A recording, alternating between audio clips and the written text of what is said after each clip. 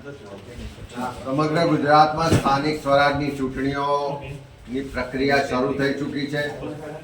ઉમેદવારી ફોર્મ ભરવાની આખરી તારીખ 11મી પૂર્ણ થઈ, ચકાસણી પણ થઈ ગઈ ને આવતીકાલે ફોર્મ પાછા ખેંચવાનો છેલ્લો દિવસ છે। 26મી એપ્રિલના રોજ મતદાન થવાનું છે, પણ ઉમેદવારી ફોર્મ ભરવાની શરૂઆતના પહેલા જ દિવસથી ચૂંટણી પંચના જે નીચેના ચૂંટણી અધિકારીઓ છે એની સાથે જોડાયેલું જે પ્રશાસન છે એની કામગીરી પણ ક્યાંક ને ક્યાંક શંકાના દાયરામાં રહી છે। સાથે સાથે ખાસ કરીને પોલીસ તંત્ર કે જેની જવાબદારી આ ગુજરાતના નાગરિકોની સુરક્ષાની છે, લો એન્ડ ઓર્ડર જાળવણીની એની જવાબદારી છે, પણ એ પોલીસ વિભાગના અધિકારીઓ, એના કર્મચારીઓ જાણે ભારતીય જનતા પાર્ટીના કાર્યકરો હોય, એજન્ટો હોય એવા કેટલાક અધિકારીઓ અને કર્મચારીઓ વર્તી રહ્યા છે। પહેલા જ દિવસથી અલગ અલગ વિસ્તારોમાં MIM હોય કે બીજા અપક્ષ ઉમેદવારો ઊભા રાખવા માટે એના પેપર્સ તૈયાર કરવાથી લઈ અને એ માટે ધાક ધમકી આપવા માટે બુટલેગરોને સાથે રાખીને પ્રયત્નો થયા। કોંગ્રેસ પક્ષના ઉમેદવારોએ જ્યારે નોમિનેશન કરવાની શરૂઆત કરી ત્યારે કોઈ પણ રીતે એને ડરાવી દબાવીને ફોર્મ ના ભરે એના માટેના પૂરા પ્રયત્નો થયા।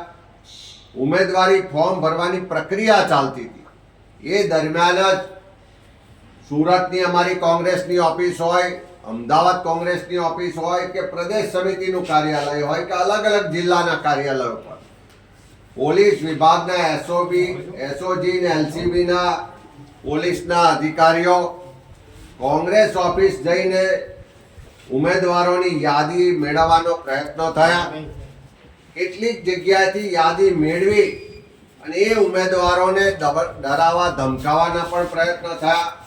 અનેક જગ્યાએ અહીંયા ગાંધીનગરમાં કલોલ વિધાનસભા વિસ્તાર હોય, સુરત શહેરના વિસ્તાર હોય, આણંદમાં વાસદ પોલીસ સ્ટેશન હોય, તારાપુર પોલીસ સ્ટેશન હોય કે અમદાવાદમાં ક્રાઇમના DCP કક્ષાના અધિકારીઓ હોય અને ગુજરાતમાં જુદા જુદા વિસ્તારમાં પોલીસના અધિકારીઓ ભાજપના એજન્ટ તરીકે કોંગ્રેસના ઉમેદવારોને ધમકાવવા માટેનો પૂરો પ્રયત્ન કરી રહ્યા છે।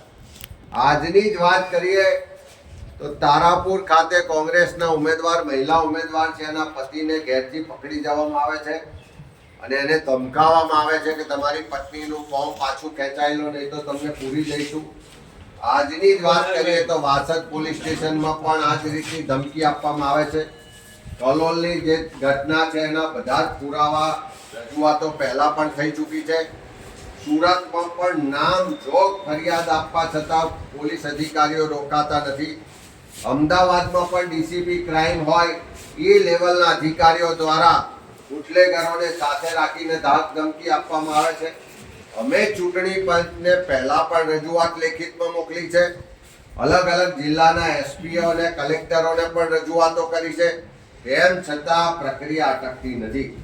આજે ચૂંટણી પંચને પણ કીધું છે અને તમારા માધ્યમથી ગુજરાતની સરકાર અને ગુજરાતના જે અધિકારીઓ છે, જે પોલીસ વિભાગના અધિકારીઓ અને સરકારના અધિકારીઓ છે અને સાથે એમના ભાજપના મળતિયા, બિલ્ડરો, બુટલેગરો બધાને જ કહેવા માંગીએ છીએ કે આ લોકશાહીનું પર્વ છે, ફ્રી એન્ડ ફેર ઇલેક્શન થાય એ થવા દો।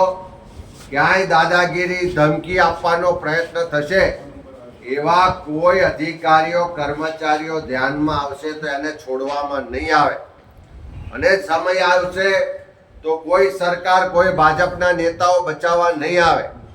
ચૂંટણી પંચ પાસે પણ માગણી કરી છે કે અમે નામજોગ ફરિયાદો આપી છે, પોલીસ સ્ટેશન કે ચોક્કસ અધિકારીઓના નામ પણ આપ્યા છે, એમની સામે કાર્યવાહી કરવામાં આવે એવી માગણી પણ કરી છે।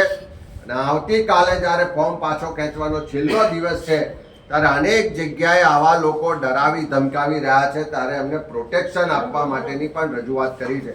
ત્યારે ફરી માગણી કરીએ છીએ કે આવા જે પણ પોલીસના અધિકારીઓ ધાક ધમકી આપી રહ્યા છે, ડરાવા ધમકાવવાનો પ્રયત્ન કરી રહ્યા છે અને ભાજપનો હાથો બનીને ફોર્મ પાછા ખેંચવાનો પ્રયત્ન કરી રહ્યા છે, એની સામે કડક કાર્યવાહી કરવામાં આવે અને એવા લોકો સામે આવનારા દિવસોમાં જરૂર પડશે તો નામજોગ કાર્યવાહી કરવાની પણ ફરજ પડશે. ઓકે.